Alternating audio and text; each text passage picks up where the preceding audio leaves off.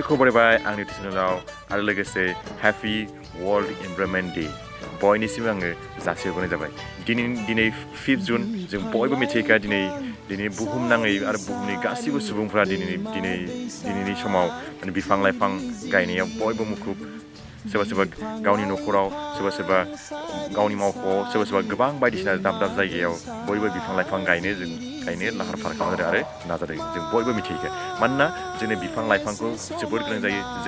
जोंनि एनवायरनमेन्टखौ जुदि जों रैखाथि खालामबा जोंनि बिफां लाइफांखौ जों बयबो गायनांगोन, अब्लासो जों एनवायरनमेन्टखौ जोङो रैखा खालामनो हागोन। एनवायरनमेन्ट थासारिया जुदि मोजांब्लासो जों बुहुमावबो मोजां थांना थानो हागोन आरो जों अरायबो नाजानांगोन जे मिथिंगाखौ जों सोमखोरै लाखिनो नाजानांगोन आरो जोंजों लोगोसे जिउ गोनां गासैबो जिबफ्रानो जेरै बयबो बे मिथिंगानि सायावनो सोनारनानै थांना थायो। जेरै दाउसिन दाउला थायो, एम्फौ एनला, जिब जुनार बायदिसिना बयबो माने बे मिथिंगायारि सम्पदाव आरो मानसि दोमसि बयबो मिथिंगायारि सम्पदाव जोङो मिथिंगायारि सम्पदनि सहाय लानानै जोङो थांना थानो हायो आरो बेफोराव जों गावखौनो गाव रैखा खालामनोबो हायो। जाय बिथांमोना दिनैनि बे बेसानखौ फालिनानै लोब्बा लाखिनानै जाय बिथांमोना दिनै बिफां लाइफां गायदों, आं बिनिसिम अल दा बेस्ट आरो जों अल दा बेस्ट थाम्स आप। बयबो जों बेबायदि नाजानांगोन। जोंनि बुहुमनि एनवायरनमेन्टखौ जों रैखा खालामनो थाखाय जों बयबो खौसे नाजानांगोन, अब्लासो जोङो मिथिंगायारि सम्पदखौ मिथिंगायारिखौ जों अरायबो समायना रमायना लाखिनो हागोन आरो मिथिंगायारिखौ जोङो रैखा खालामनो हागोन। जों बयबो फांसेबाबो दिनैनि समाव जों बिफां गायनि। And again happy world environment day. आंनि बे गुसुं भिडिअखौ आं बेहायनो लाखिबाय। गोजोन्थों। बाहां बिरहां बिदै सोबदों हो हो हो हो हो हो हो हो। बोथोरनि उदां बार बारदों, गोसोआ आंनि रंजाखांदों।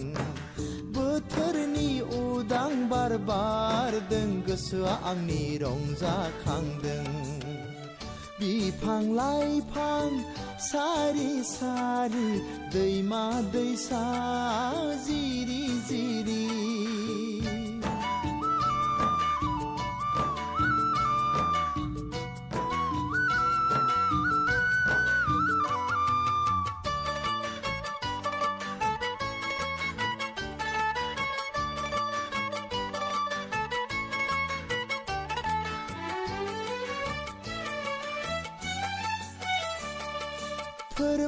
फोरमाय नों हायनारि सिख्ला, मिथिंगा रानिया नोंनो नामा?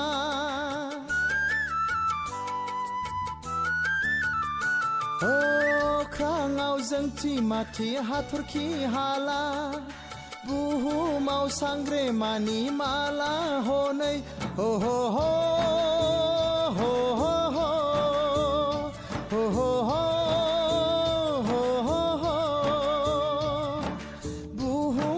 सोरगोफुरिया बेनो